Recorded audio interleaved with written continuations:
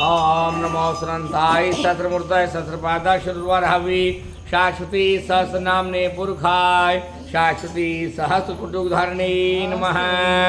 बोले श्री विष्णु भगवान की जय। राजा पृथु कहते हैं, हे नारद जी, आप उपदेशों में श्रेष्ठ, सारे वेदों के अर्थों के ज्ञाता हो, शंका निवारण करने वाले, आपसे कुछ पूछना चाहते हैं। ऐसा व्रत कहिए जो पुत्र धन की वृद्धि करने वाला हो, पुण्य और यश को देने वाला हो तथा मनुष्य का हित करने वाला हो। नारद जी कहते हैं, गुप्त व्रतों के अंदर श्रेष्ठ धन पुत्र व्रत का व्रत को तुम्हें सुनाएंगे। महाविद्या महामेधा महास्मृति महामोहा महादेवी महेश्वरी सर्वेश्वरी को ईश्वर, इस प्रकार की आहुति नामक देवी का व्रत बड़ा पुण्यदायक होता है तथा सबको हित पहुंचाने वाला है। राजा पृथु कहते हैं, अहोई नामक देवी किस प्रकार उत्पन्न हुई, कौन सी दिन उसका व्रत रखना चाहिए और उसकी विधि क्या है। नारद जी कहने लगे, पहले कलयुग में अकाल मृत्यु से ग्रसित होने से मनुष्य पशु पक्षी आदि नाश को प्राप्त हुए, बहुत से देश समाप्त हो गए और जब केवल बीज मात्र प्राणी शेष रह गए, तब सारे मनुष्य एक स्थान पर इकट्ठे होकर वेदज्ञ ब्राह्मणों से पूछने लगे, हे ब्राह्मणों, हम क्या करें। वेदज्ञ ब्राह्मण बार बार विचार कर सोचने लगे और शास्त्रों का नाश देकर शांत करने के लिए कार्तिक मास में कृष्ण पक्ष की सप्तमी तिथि को अहोई नामक देवी का पूजन करने लगे। हे राजन, व्रत नियम आदि से युक्त दिनों को बिताते ही सायंकाल समय सब लोग व्याकुल हो गए। तब वहां जाकर धीवर करने लगे, कोई स्त्री आई है। तब वह स्त्री ब्राह्मणों को देखकर कहने लगे, किस तत्पर से व्रत कर रहे हैं, यह ज्ञान कर यह सब लोग अकाल मृत्यु के नाश कांड का व्रत कर रहे हैं। वहीं पर बैठ गई। तब वह स्त्री सभी मनुष्यों महादेवी अहि का पूजन करने लगी। इस समय में चामुंडा हाथ में मुंड पकड़े हुए काली देवी दिखाई दी। एक दिन में काली का नाम की अहि प्रसन्न हुई, अतः इस अहि के नाम से पुकारने लगी। बैठे हुए ब्राह्मण से वह देवी कहने लगी कि हे रुद्रगणों, ता काल के साथ में घूमने को आई संसार के अंदर बहुत पाप देखा। आजकल ब्राह्मण लाजहीन और वेद शून्य है, क्षत्रिय रक्षा करने वाले नहीं हैं और वैश्य भी रक्षा नहीं करते। शूद्र दुष्ट स्त्रियां पतिव्रत धर्म का पालन करने वाले नहीं हैं। इस पाप की अवस्था को देखकर ऐसी गति से धर्म यज्ञ होम नहीं है। देख करके संसार की रक्षा हेतु अपने गण सहित यहाँ आई तथा आज मैं कार्तिक मास में सप्तमी तिथि को करोड़ों फलों से पूजित होकर बड़ी प्रसन्न हूँ। आप लोग वरदान मांगिए, शीघ्रता करो। तब राजन सभी बोले कि अकाल नहीं पड़नी चाहिए, रोग नहीं फैलने चाहिए, कहीं अकाल मृत्यु न हो, व्याधि न हो, कोई अपुत्रता को प्राप्त न होना चाहिए। इस पर देवी कहने लगी कि तुम लोग कार्तिक मास में कृष्ण पक्ष की सप्तमी तिथि को और अष्टमी तिथि को आज से नक्षत्र के उदय और चंद्र के उदय तक का व्रत रखना। सप्तमी तिथि में चंद्र निकलने में तथा अष्टमी तिथि में नक्षत्र के उदय में स्त्री पुरुषों को अश्वमेध यज्ञ व्रत करना चाहिए। बालक वृद्ध रोगी को छोड़कर अन्य दिनों को खाना नहीं चाहिए तथा शाम के वक्त मेरी अहि के नाम से पूजा करनी चाहिए। गुबरेठी से सारे मकान को लीपे तथा दीवार पर मेरा चित्र बनावे।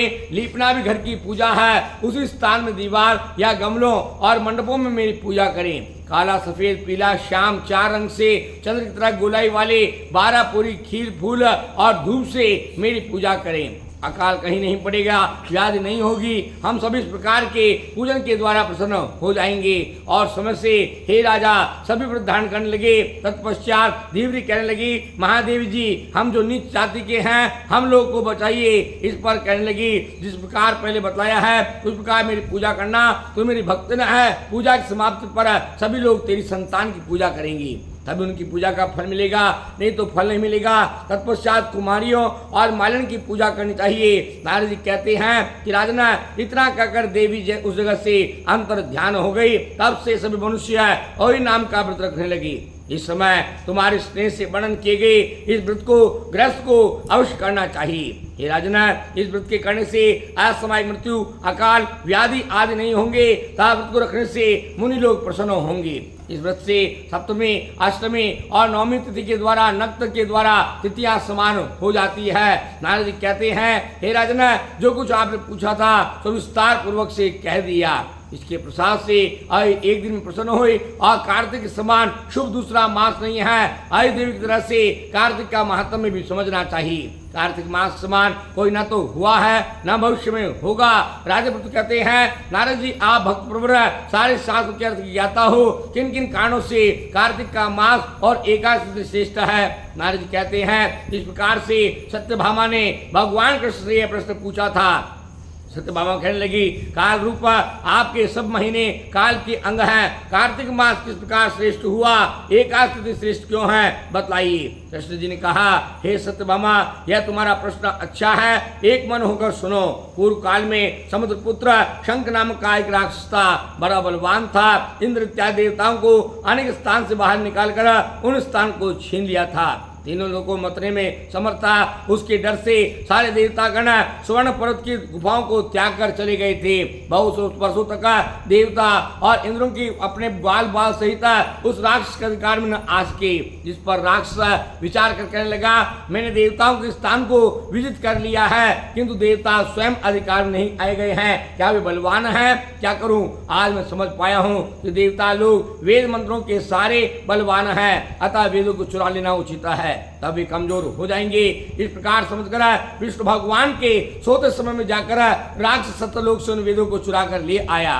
राक्षस के द्वारा लाए गए वेद उस राक्षस से डर कर और यज्ञ और मंत्र सहित जल में बह गए। वेदों को तलाशने के लिए शंख नामक दैत्य भी समुद्र के अंदर गया, किंतु ढूंढ नहीं पाया। इन सब के हो जाने पर विष्णु भगवान के यहाँ ब्रह्मा जी आए तथा देवों के साथ लेकर पूजन का सामान लेकर वैकुंठ धाम को पहुंचे।